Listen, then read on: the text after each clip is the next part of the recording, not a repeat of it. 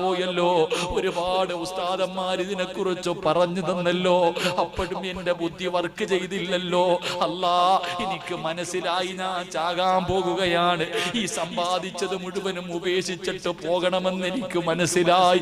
പടച്ചവരെ, എല്ലാം നിന്റെ കണ്ണിന്റെ മുന്നിൽ മലക്കുകൾ ഇങ്ങനെ കാണിച്ചു തരും. എന്നിട്ട് നിന്റെ ബാംഗ്ലൂർ കിടക്കുന്ന, സൗദിയിൽ കിടക്കുന്ന, ദുബൈയിൽ കിടക്കുന്ന നിന്റെ എല്ലാ മക്കളെയും സ്ക്രീനിലേക്ക് അല്ലാഹു കൊണ്ടുവരികയാ. 101 പവനും കാറും കൊടുത്ത് കെട്ടിച്ചു വിട്ട നിന്റെ പൊന്നുമോളുണ്ടല്ലോ. അല്ലാഹുവേ, എല്ലാത്തിനെയും നിന്റെ കണ്ണിന്റെ മുന്നിൽ മലക്കുകൾ കൊണ്ടുവന്ന് കാണിക്കുകയാണ്. ഡോക്ടറാക്കി, എഞ്ചിനീയറാക്കി, മക്കൾക്ക് വേണ്ടി ഇത്രയും കാലം ജീവിച്ചു. എന്തൊരു സ്നേഹവാ. നിന്റെ മക്കളെ മുഴുവനും കണ്ണിന്റെ മുന്നിൽ അല്ലാഹു ഇങ്ങനെ കാണിച്ചു തരും. നീ ചോദിക്കും, മോനെ, വാപ്പ പോകുകയാടാ, വാപ്പ മരിക്കാൻ പോകുകയാ, നിന്റെ ഉമ്മ പോകുകയാ. മോനെ, എനിക്ക് വേണ്ടി നിങ്ങൾ എന്ത് ചെയ്യും? ഉമ്മ മരിച്ചാൽ എന്ത് ചെയ്യും? ഉപ്പ മരിച്ചാൽ എന്ത് ചെയ്യും? നിന്റെ പൊന്നു മക്കളും പറയും, വാപ്പാ 3 കഷ്ടം തുണി വാങ്ങി നിങ്ങളെ പൊതിയാ. ഞങ്ങളെ ചെയ്യുന്ന കാര്യം എന്തെന്നറിയോ? മരിക്കുന്നതിന് മുമ്പ് നിന്റെ കണ്ണുകൊണ്ട് കാണും മോനെ. നിന്റെ മക്കള് പറയുന്നത് നീ കേൾക്കും. നിന്റെ മക്കള് പറയും, ഉമ്മാ 3 കഷ്ടം തുണി മേടിച്ചിട്ട് നിങ്ങളെ പൊതിയും. പള്ളിപ്പറമ്പിൽ ഒരു കുഴി എടുത്തിട്ട് തന്നിട്ട് കുഴിച്ചിടാ. ഇതല്ലാതെ നിങ്ങളൊന്നും പ്രതീക്ഷിക്കണ്ട. ഇത് പറയുമ്പോ ഉള്ള ഒരു വേദനയുണ്ടല്ലോ. ഇത് പറയുമ്പോ പടച്ചവരെ, എല്ലാം നഷ്ടപ്പെട്ടു പോയല്ലോ. അല്ലാ, എന്റെ സമ്പാദ്യവും പോയി, എന്റെതെന്ന് കരുതിയ മക്കളും പോയി. ഇവന്മാരെന്റെ കടം പോലും വീട്ടില്ലല്ലോ. അല്ലാ, 1 രൂപ പോലും എനിക്ക് വേണ്ടി സദക്ക കൊടുക്കില്ലല്ലോ. അല്ലാ, ഈ ജീവിതം വേസ്റ്റായി പോയല്ലോ. ഖസ്റത്ത് ദുനിയാ വല്ലാഹിറ. എന്റെ ദുനിയാവും ആഖിറവും നഷ്ടപ്പെട്ടു പോയല്ലോ. അല്ലാ, ഇങ്ങനെ കിടന്ന് നിലവിളിച്ചു കൊണ്ടിരിക്കുന്ന സമയത്താണ് വരുന്നത് മലക്കുൽ മൗത്ത് അസ്റായീൽ.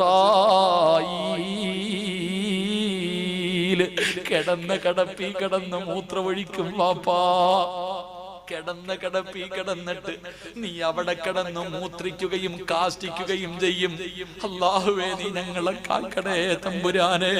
മൃഗങ്ങൾ കിടന്ന് വലിക്കുന്നത് പോലെ വലിക്കുന്നത് കേട്ടിട്ടുണ്ടോ?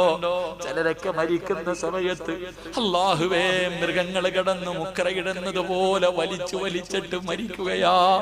മയ്യത്ത് കുളിപ്പിക്കാൻ എടുക്കുമ്പോ മൂത്രവും കാഷ്ടവും തുണിയിലുണ്ട്.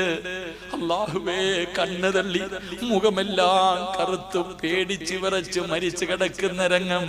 എങ്ങനെ മരിക്കാതിരിക്കും വാപ്പാ? എങ്ങനെ മരിക്കാതിരിക്കും ചെറുപ്പക്കാരാ? ഈ മലക്കുൽ മൗത്ത് നിന്റെ മുന്നിൽ വരുന്ന സമയത്ത് തെണ്ടുന്നത് എന്തിനെന്നറിയോ? നീ എന്തേ ചോദിക്കുന്നത്?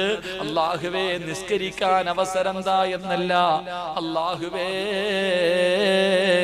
വലൻ യുഅഖിറല്ലാഹു നഫ്സൻ ഇദാ ജാ അജലുഹാ വല്ലാഹു ഖബീറും ബിമാ തഅമലൂൻ. അല്ലാഹുവിന്റെ ഖുർആനാ സിറാജ് പറഞ്ഞതല്ല, പരിശുദ്ധമായ ഖുർആൻ എടുക്ക്. ലൗലാ അഖർതനീ ഇലാ അജലിൻ ഖരീബ് ഫഅസ്വദ്ദക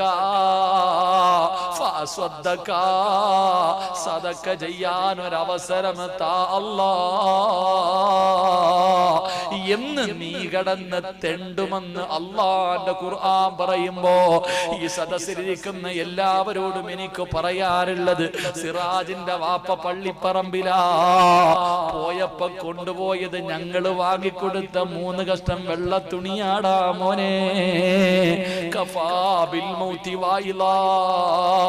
അതിനെക്കാളും ഒരു ഉപദേശം എനിക്കില്ല. അതിനെക്കാളും ഒരു ഉപദേശം എനിക്കില്ല. എന്റെ വാപ്പാനെ കൊണ്ട് ഖബറിന്റെ അകത്ത് ഇറക്കി വെച്ചിട്ട് ഉപ്പാടെ നെഞ്ചിന്റെ മുകളിലേക്ക് പിടിമണ്ട് വാരിയിട്ടപ്പോ അതിനെക്കാളും വലിയ ഒരു ഉപദേശം തരാൻ ഈ ലോകത്താരെ കൊണ്ടും കഴിയില്ലല്ലോ. മഹാനായ അബൂദർ റളിയല്ലാഹു തആല അൻഹു അല്ലാഹുവിന്റെ പ്രവാചകനോട് ചോദിച്ചു, യാ റസൂലല്ലാഹ്, മുത്തുനബിയേ, നന്നാകാൻ ഒരു ഉപദേശം താ നബിയേ, നന്നാകാൻ ഒരു ഉപദേശം താ നബിയേ. എല്ലാരും ചോദിക്കുമല്ലോ, ഉസ്താദേ, നന്നാകണമെന്ന് ആഗ്രഹമുണ്ട്, നന്നാക